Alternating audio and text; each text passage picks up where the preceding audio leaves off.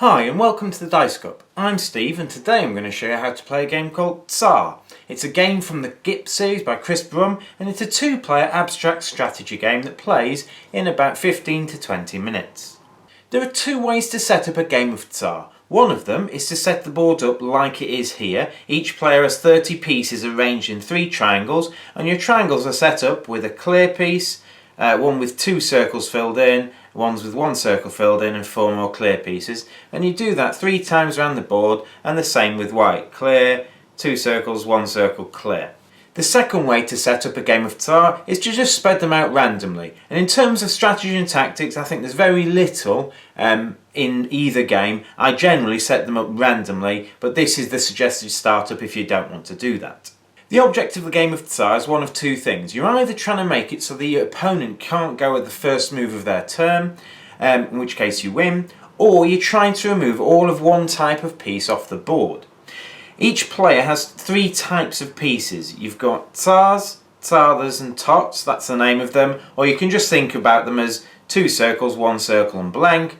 And your idea is, if your opponent has none of one of those types of pieces on the board, you win. So for example, if you were somehow to remove all of white's double circles or Tzaars, you would win the game. And the same if you removed the Tots or the Tzaaras as well.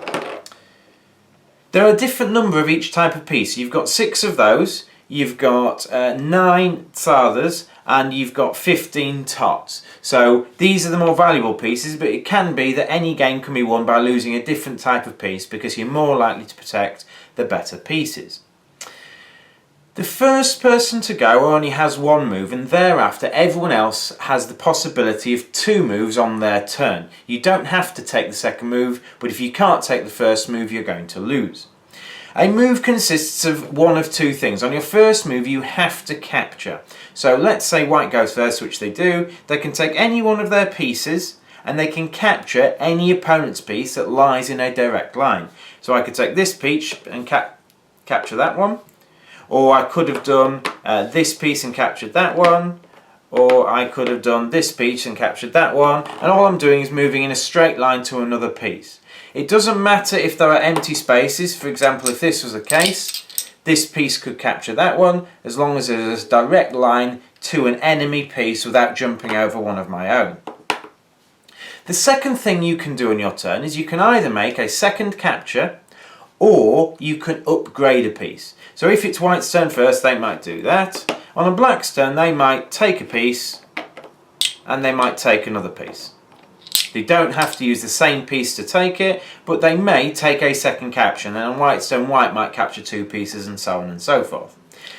To promote a piece, say black's just gone here, to promote a piece, all black has to do, rather than taking a white piece, is black has to take one of his pieces and effectively capture his own piece. So black might do something like that and create a stack that is too high.